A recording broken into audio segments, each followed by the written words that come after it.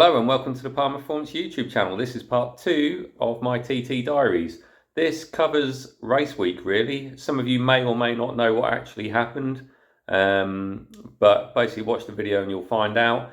Towards the latter half of the video, there's lots of clips and footage from when we actually got out to go and watch some racing. So if you like seeing high-speed flybys from the TT, give them a look.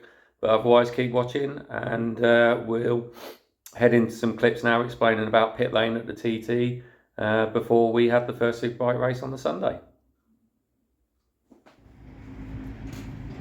Welcome to TT Pitlane. This is where the rider comes every 2 laps for fuel and or a rear tyre. Fuel churns sit on top of those posts with the fuel hose and nozzle on it, and when we see on the big screens that the rider's getting near his pit stop, one of us will have to run back to the awning, get the rear wheel off the tyre warmer rack and head down this narrow alleyway here to get ready for the actual pit stop itself. That's mainly because we're not allowed any electric, we're not allowed phones or anything in pit lane because of safety for the fuel. So the rider will come in, there'll be a fireman who's standing there with a fire extinguisher, a visor man to change the visor or clean the visor and clean the screen on the bike, your fuel man, and then your rear wheel change man. That's me. And here's me in the awning just practicing a wheel change, getting ready. Now, I'm not going to lie, I made a bit of a mistake. I didn't sort out a chain hook for the swing arm, and in the first pit stop the chain dropped off and got jammed between the sprocket and the swing arm, which then delayed our pit stop. The second pit stop, similar thing happened again, but I was ready for it that time, so I still managed to get the wheel changed before the fuel had finished going in. The pit stop in total, including from when the rider comes in to when he goes out, is normally just under a minute. So it sounds like a lot of time, but it goes so quickly when you're in there and it's such a high pressure environment. And this is the 15-minute window before the start of the first Superbike race where members of our team are allowed in pit lane to fill up our churns with the fuel ready for the pit stops. So our race was going pretty well really. You'll see on the video footage that corner is K-tree, we'll get to that in a minute. But yeah, Davo was doing really good lap times. You know, the first pit stop was a little bit messy because, you know, as a team we hadn't done a pit stop all together before, but you know, we got him back out, it was all good. He was lapping in the mid 131s, which was mega. He came in for the second pit stop, he was absolutely peaking, he was like, you know, shouting, like really enjoying the race. And then, you know, he came through past the pits on lap 5 after the second pit stop, and you know, again he was doing mid 31 lap times. We were just, you know, waiting for him to bring it home on the final lap. So we had all gone out of pit lane and back to the awning in the pit, you know, in the pit area, and we were just watching the timing screen. And he went through Solby on the last lap, you know, quite a reasonable amount of speed down on previous ones. So we kind of immediately assumed he had some sort of technical issue. And then he didn't go through at Ramsey, so you think, oh, he must have had some sort of failure, that's why he's gone slow through Solby speed trap, and then, you know, that's why he's not come through at Ramsey. And then it took a little while for us to find out, but you know, we then heard that he'd had this massive crash at K-tree, and basically it kind of lost the rear end and the bike went into a tank slapper and spat him down the road at 152 mile an hour, I think it said on the login.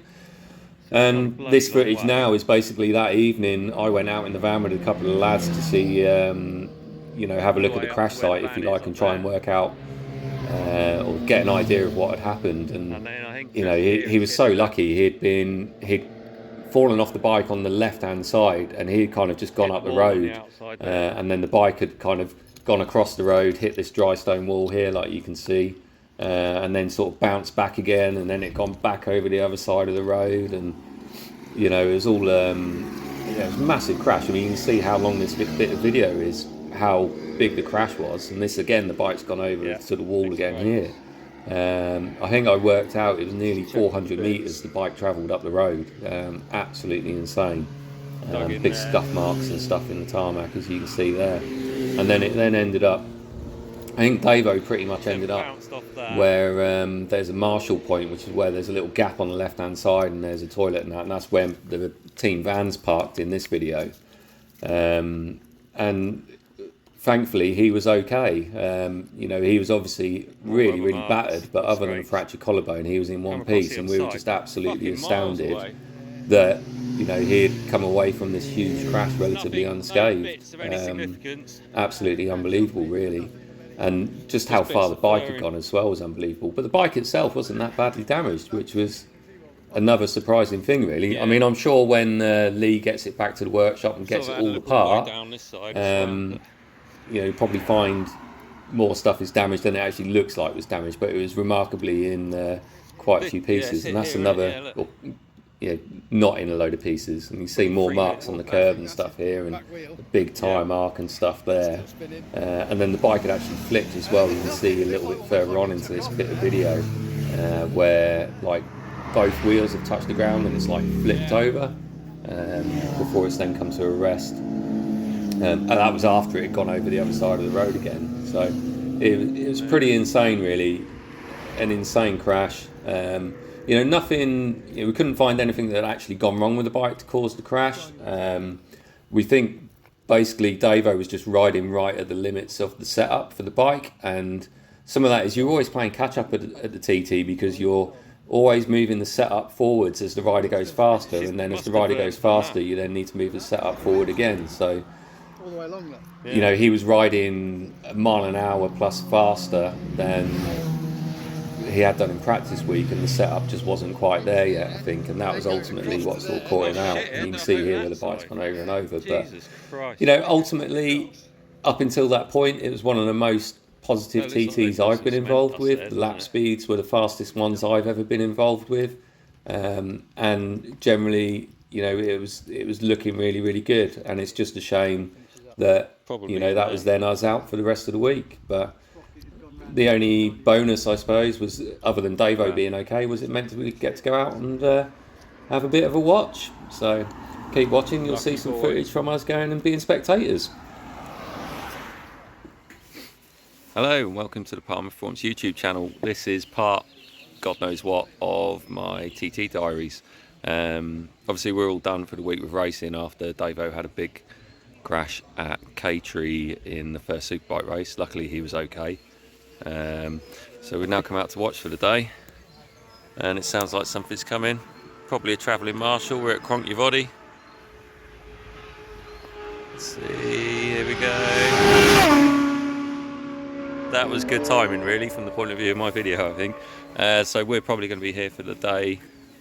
Hello Scotty, Evan, Bobby down there, team boss, and Josh are out doing some errands. They're going to meet us here. So yeah, a couple of races to watch, and hopefully head home a little bit early. It's really important that whether you're, whether you're a competitor or a fan or anything,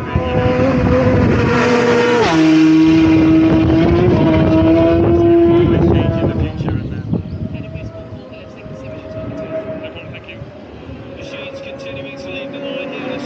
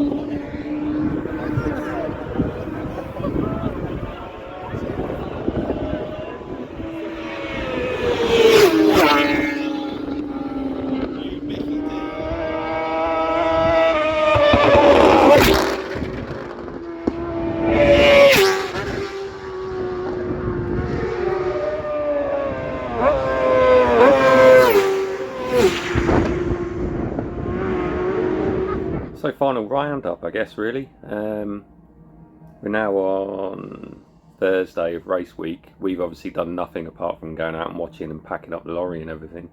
I need to learn how to stop saying when I'm recording these bits to camera. yeah, it's been a bit of a weird week really. Mixed emotions, said again. Obviously very disappointed that we didn't get to do any more races other than the Superbike race. At the same time, very grateful that Davo escaped with just a fractured collarbone. The bike itself wasn't that badly damaged either. It's just, I suppose the worst thing, you know, now knowing he's okay, would have been a different matter if he had been sort of badly injured. He's just a bit beaten about and sort of fractured his collarbone, so nothing too major considering he came off the bike at over 150 mile an hour. And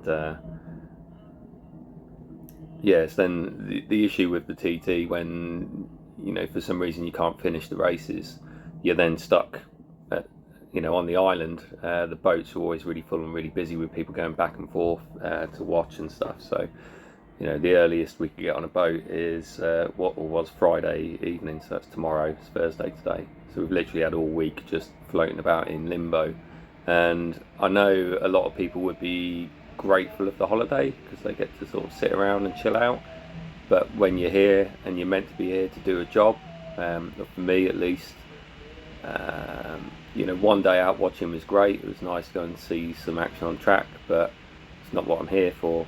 So I've been a little bit miserable, to be honest, and that's all part of the job, I suppose. You know, if Davo had been badly injured, I'd expect I'd be a lot more miserable. So yeah, but that's about it. That's it for the road race season. I think the team are probably doing Macau this year, but that's somewhere I've never really had any interest in going.